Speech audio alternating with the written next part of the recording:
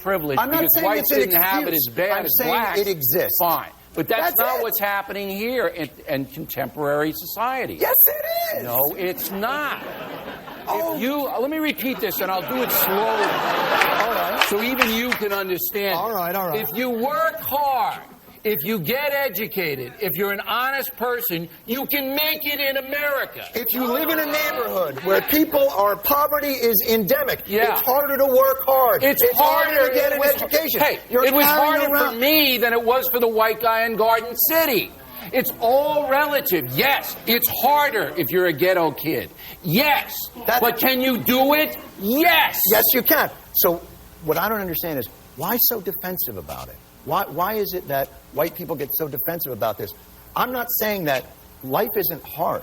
Middle-class white guys that are working hard to do what they can, and they look and they go, I'm not getting any privilege. That's not what we're talking about. What we're talking about is a group of people that were brought here. They didn't choose to immigrate here to get that better life. And just acknowledge that our country's had a problem with that. And we acknowledge can move that who are fair-minded. But you don't then take that and then condemn the modern society because you know what I'll call it? I'll call it this, and it's a word I think you'll understand. A factor. It's a factor. It's a factor. I'll give you the factor. Your humility has moved me. You are like Pope Francis that has taken the Catholic Church into an era of acceptance and humility. You can lead the flock of the fox fearful to a better place. I believe in you. And there you have it, ladies and gentlemen. That is from Salon.com. Jon Stewart talking to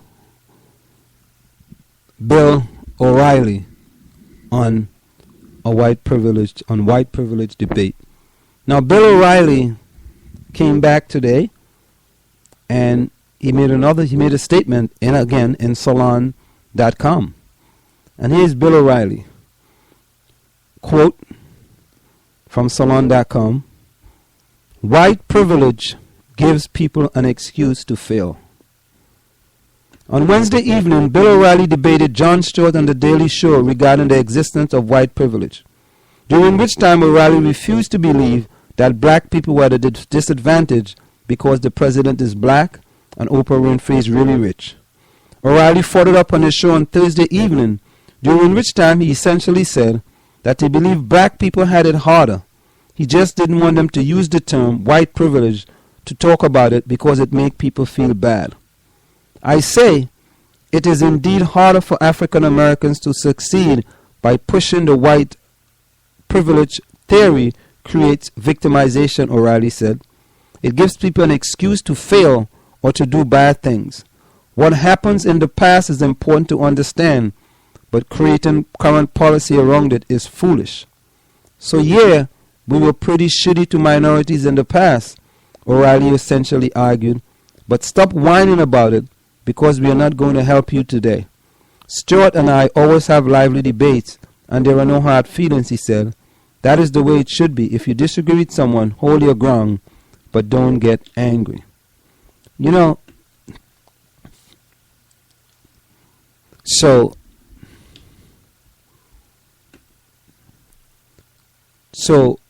Bill O'Reilly is saying that basically black people should forget about the past. Should the Jews forget about the Holocaust? You just have to ask that question. No, they should not. They should not forget about the Holocaust. They should not. So why is it that Bill O'Reilly believed that people should forget about what that atrocious thing that happened to them in the past? And I like what Jon Stewart, maybe Bill O'Reilly can be a factor in leading the Fox family to the right place. So there you have it. Bill O'Reilly, quote, white privilege gives people an excuse to fail. So don't make an excuse. No excuse here. Now, there is another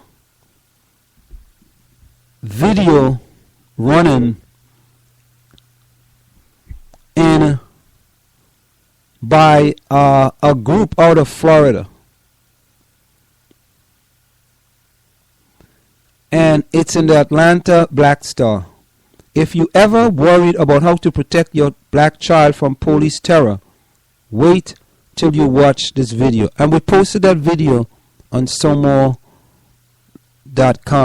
on facebook.com/Somo. So here is that video. Take a listen.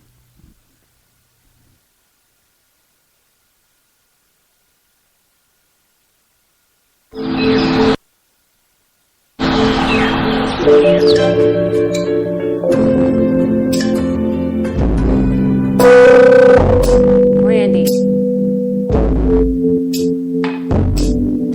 did you study? Yes. No, baby. I'm gonna need you to wear that vest today. Serious, I'm not gonna wear that vest. I need to know when I'm at work that you're going to be safe.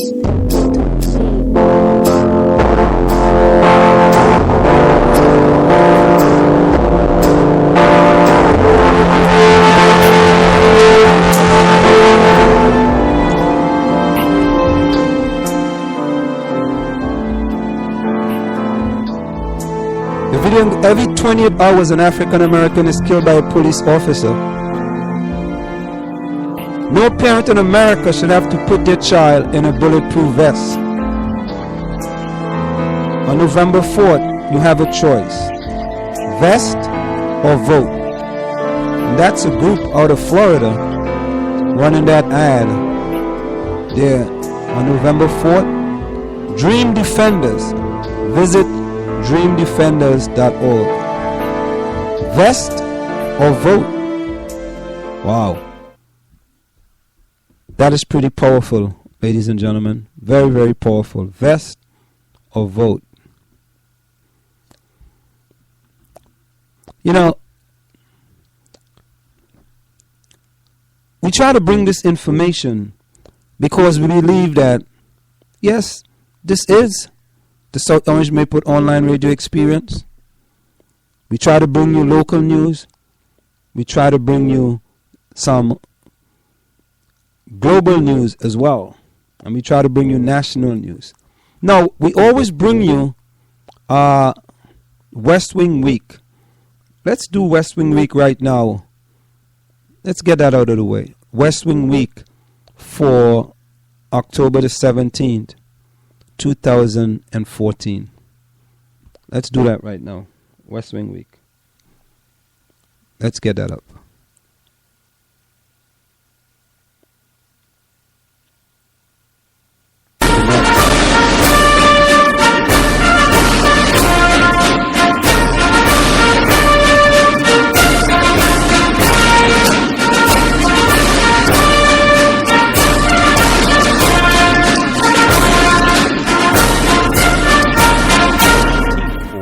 The geography of hope. San Gabriel Mountains National Monument will join a vast landscape of protected national treasures, a wilderness that the writer Wallace Stegner once called a part of the geography of hope. Our West Wing Week kicks off on a sunny Friday in San Dimas, California, where the President established 346,177 acres of the San Gabriel Mountains as a national monument. To date, the President has preserved over 3 million acres of land for public use. We are blessed to have the most beautiful landscapes in the world. We have a responsibility to be good stewards of those landscapes for future generations. On Tuesday, the President made a short trip over to Andrews Air Force Base to meet with more than 20 foreign chiefs of defense who have joined together in the fight against ISIL. Later, the President sat down with local high school students to talk about preparing for their future in a 21st century economy. In terms of essays and things like that you guys are thinking about, something that's really true and personal that speaks to your life. Inspired and itching to get outside, they made a spontaneous trip down to the White House basketball court to play a quick game of horse. So I'd rather you focus on what are you trying to do. And if you focus on that and you do it well, then you're going to be successful. And all the other stuff will come. He got me. Oh, man. Congratulations. On a very rainy Wednesday, the president convened a meeting with the cabinet agencies who are responsible for coordinating the government's Ebola response. Here's what we know about Ebola, that it is not like the flu, it is not airborne. The only way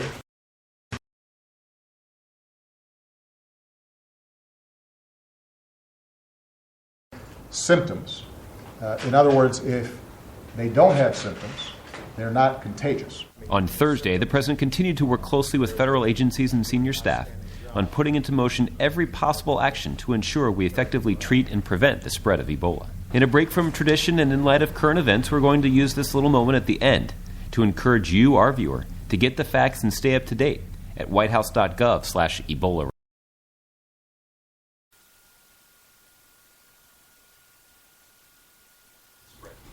And there you have it, ladies and gentlemen. West Wing Week for 10/17/2014. We always try to bring you that special every Friday for what's happened in the White House.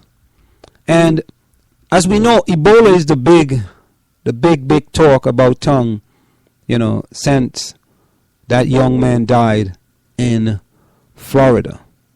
So there is always someone who makes a statement and you just wonder sometimes.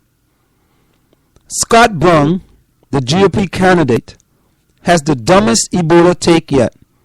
We wouldn't have to worry about it if Mitt were president.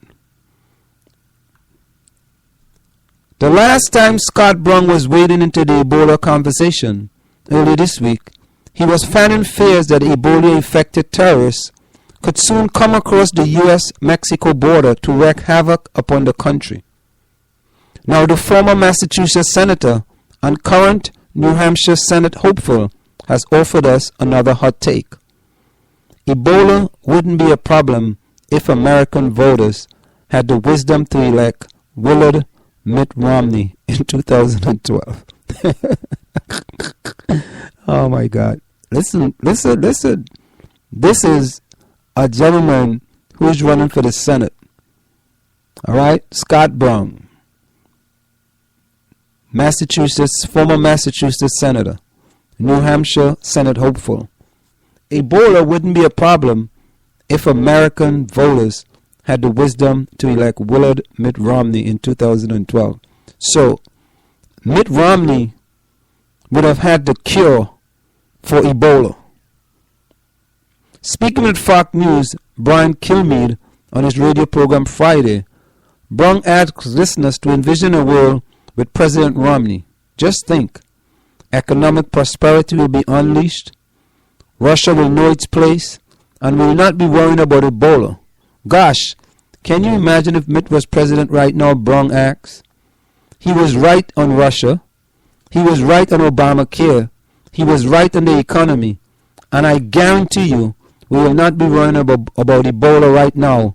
And worrying about our foreign policy screw-ups.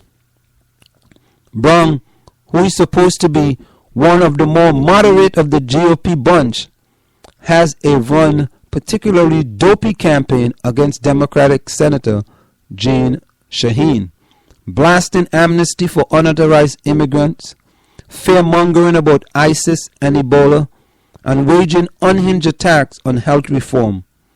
Most forecasters think Shaheen is a slight favorite in the race, but lest you invest too much hope in our midterm electorate, recent polls show the race tightening, with Brown taking a 1-point lead in the latest survey. It is just mind-boggling. Now let's actually listen to what the gentleman had to say. Let's see if we can get this right here.